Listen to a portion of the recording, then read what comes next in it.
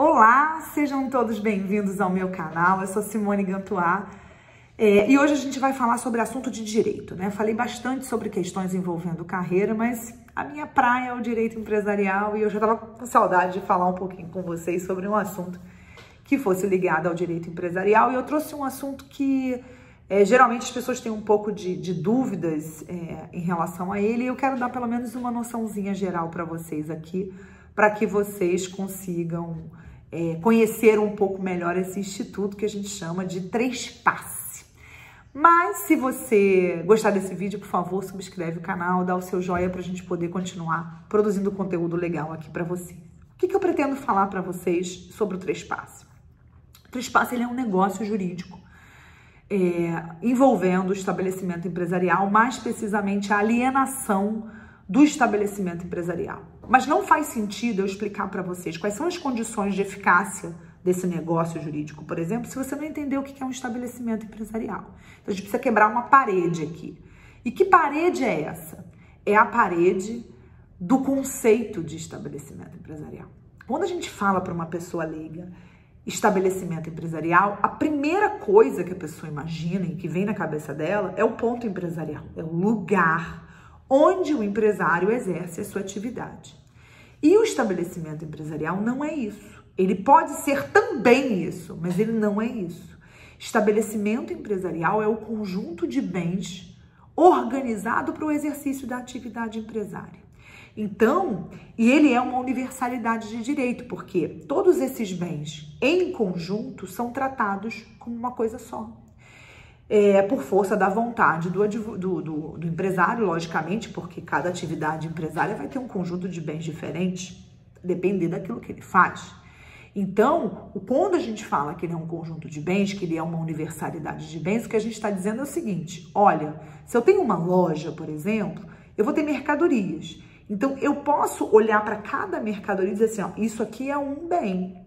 E eles têm vida própria, no sentido de que eles têm existência própria, melhor dizendo, e eles são um bem individualmente considerado. Mas a partir do momento que ele é jogado dentro de um estabelecimento empresarial, eles são tratados em conjunto. Então, quando a gente fala em Trespasse, a gente está falando de um negócio que trata desses negócios em conjunto. Ele trata do estabelecimento considerado como um negócio em que esses bens são tratados em conjunto. Então, eu não vou vender a geladeira que fica no bar. Eu vou vender a geladeira com a cerveja que está dentro, com a pia, com as mesas, com as cadeiras, com as lâmpadas, com tudo, com todo o estoque. Então, eu vou vender, eu costumo brincar dizendo, o frango com tudo dentro.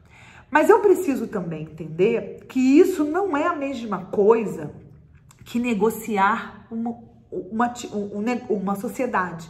Então, eu, por exemplo, eu posso ser sócia da minha irmã num bar e vender a minha posição societária para um amigo meu. Minha irmã concordando, meu amigo vai lá e adquire essa participação societária, ou nós duas vendermos as nossas participações societárias para uma terceira pessoa, quarta pessoa, ou duas pessoas simultaneamente, e elas passam a ser donas da sociedade. Nessa posição, o bem não muda de titularidade. O estabelecimento não muda de titularidade, ele continua sendo da titularidade da sociedade. Quem saíram foram os sócios da sociedade. Quando eu falo em Trespasse, o dono do bem muda. Então, ele era da Simone empresária individual, ele era da sociedade que a Simone tem com a irmã e vai passar para a esfera jurídica de outra pessoa.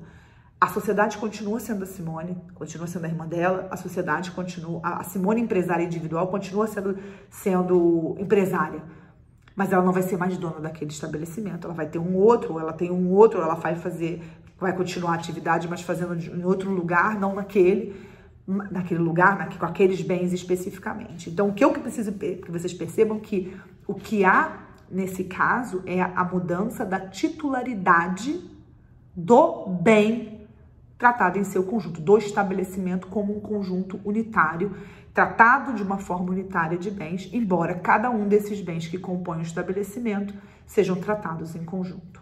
O que a lei regula sobre isso? Basicamente, o estabelecimento ele é tratado a partir do artigo 1142 do Código Civil, e o Trespasse nos interessa aqui para essa esse pequeno vídeo que eu fiz para vocês, basicamente os dispositivos que tratam da eficácia desse negócio e da responsabilidade por ele.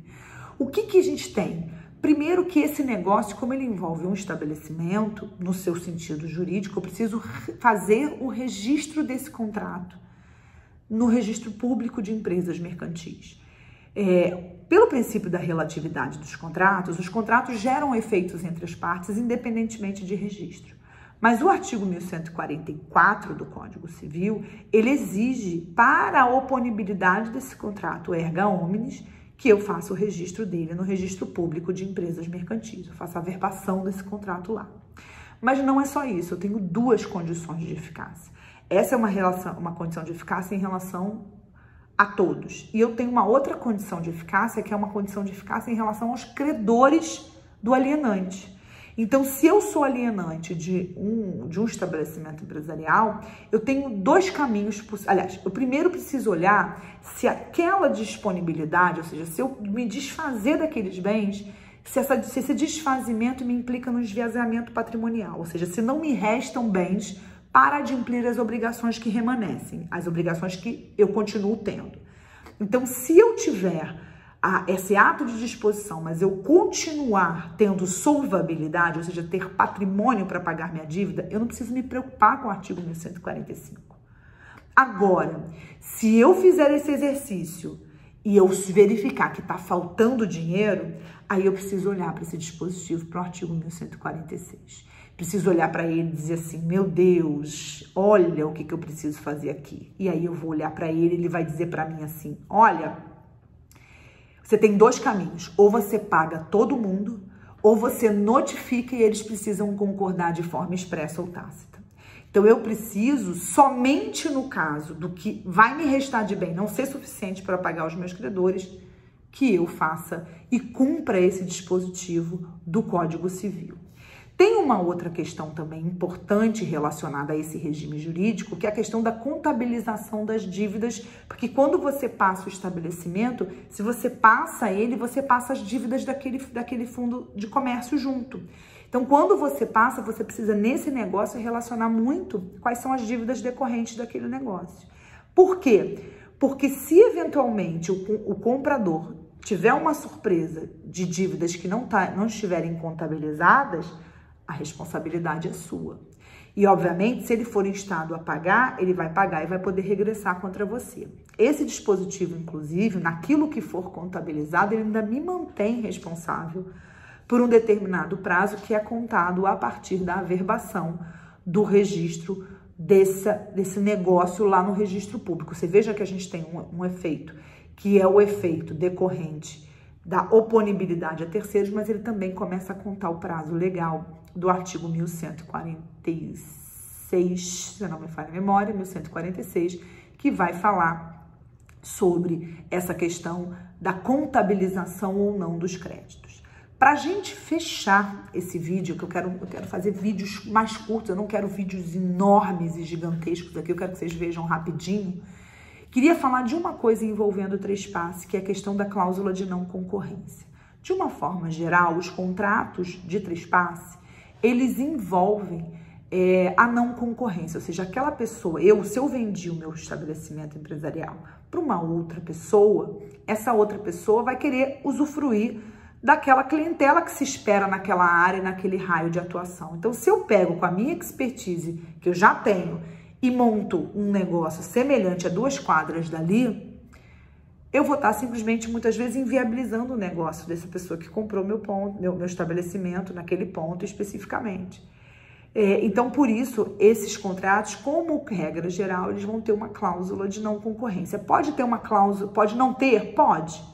Pode não ter cláusula de não concorrência. Agora, se você tiver cláusula de não concorrência, porque o dispositivo ele fala que você pode dispor de forma distinta. Agora, se você estipular, você pode estipular o prazo que você quiser, senão você vai ficar com um prazo legal de 5 anos se você estabelecer a cláusula de concorrência, mas não estipular um prazo. Isso está disposto lá no artigo 1147 do Código Civil, se eu não estou enganada. Quero só que você preste atenção no seguinte, o parágrafo único não fala do trespasse, ele fala do arrendamento e do usufruto do estabelecimento empresarial, que tecnicamente não são trespasse, porque trespasse é a alienação do estabelecimento empresarial. Então, cuidado com esse caput, porque esse prazo de 5 anos de não concorrência, ele é o prazo legalmente estabelecido, podendo o seu contrato dispor de forma distinta. E na hipótese do parágrafo único, o prazo é garantido durante todo o arrendamento, durante toda a duração do usufruto. Então, portanto, não é uma regra aplicável ao trespasse. Então, com isso, eu termino esse vídeo de hoje. Dá o seu like, dá o seu joia, subscreve o canal para a gente continuar produzindo conteúdo legal. Até a próxima. Tchau!